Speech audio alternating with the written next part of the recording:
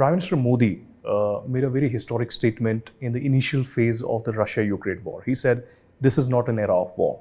And subsequently, during the annual Raisina dialogue, we saw both the foreign ministers of Russia and the US State Secretary actually in Delhi, discussing on the parallels, although there wasn't any consensus on the foreign ministers meeting of the G20, but still, it made sense that, global powers were in New Delhi and discussing this issue.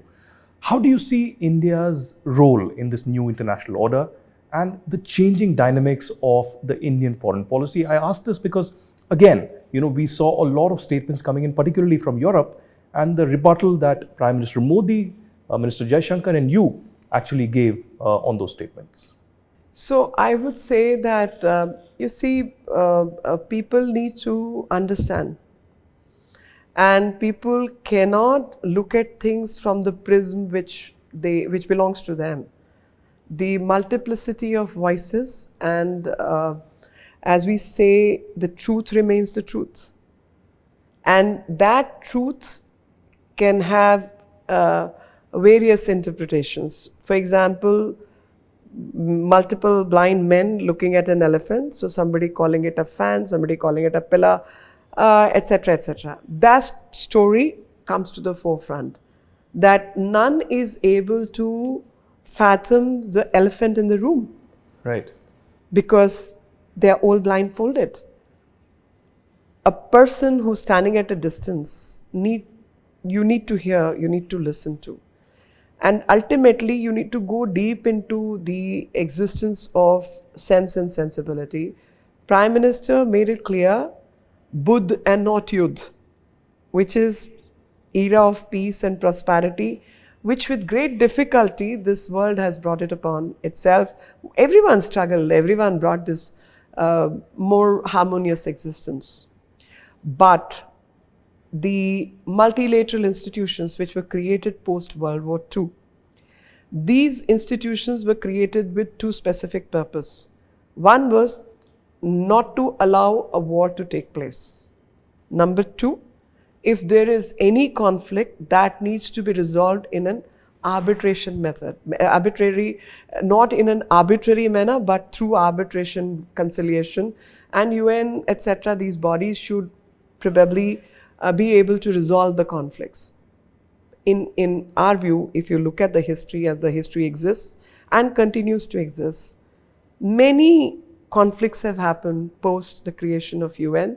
So UN by itself has not succeeded in two objectives with which it was created. And plus, over this period of more than 75 years, the geography has changed, the global positioning has changed, the world has changed.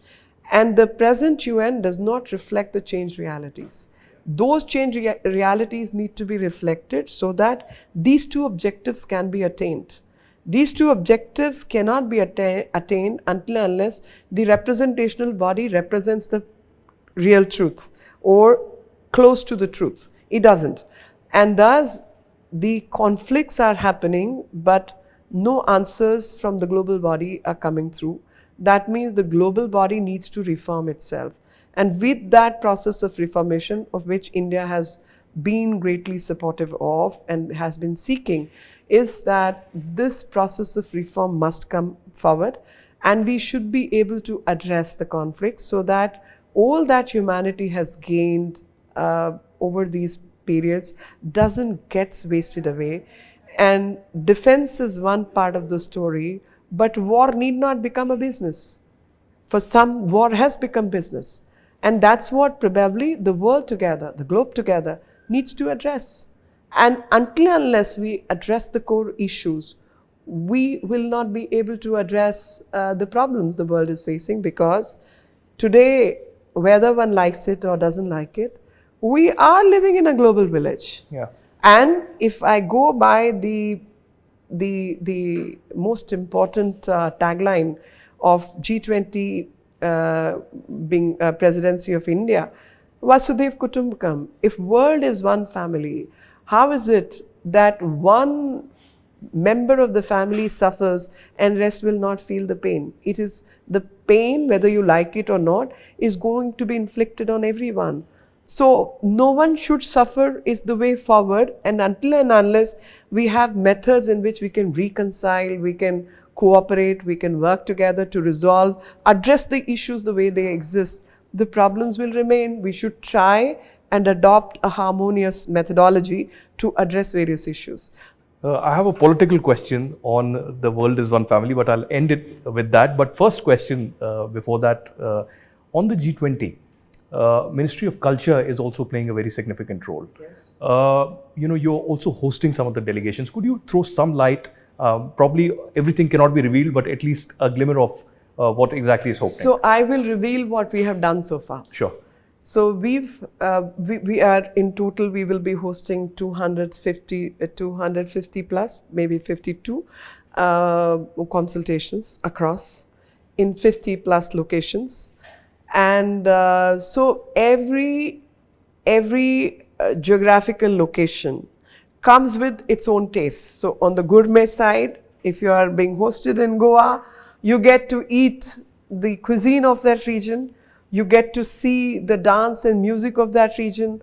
You get to meet people from that region.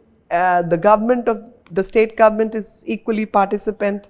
The decorations, etc., will be from that region. The gift, etc., will be sourced from the local people. And if you are, say, in Arunachal, then the Arunachalis will be the hosts. The dance, the music, everything will be from that region, the food, etc.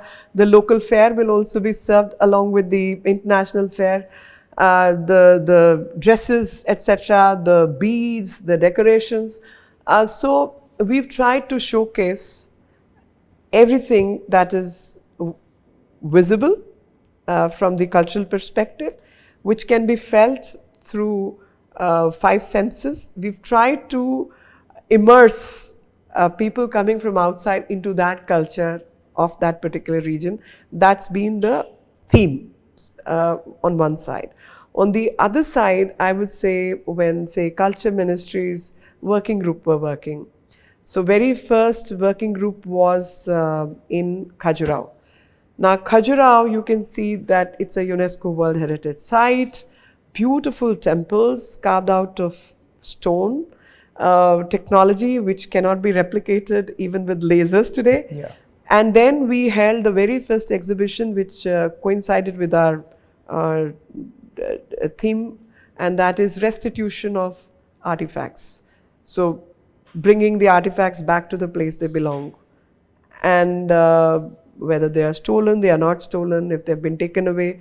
So restituting the works of art to the places it belongs, because when they are taken away, they are virtually decapitated from its roots, which does not serve humanity, and they get decontextualized. So if Ma Annapurna is lying in some showcase in some university or some museum, it is decontextualized because Ma Annapurna is worshipped in Varanasi.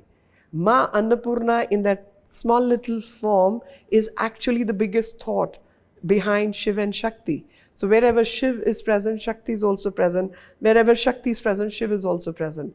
The size varies as per the eminence given to the role assigned. So in Kashi, it's a place of Shiv. So Shakti, even in the smallest form, is available to protect, to feed, to look after, to nurture the humanity in that region. Now that gets decontextualized by simply saying, oh, this is a 2,000-year-old statue. It is not a statue. It may be a statue for some, but for others it's God. And thus restitution is our basic contextualizing as part of our working group methodology.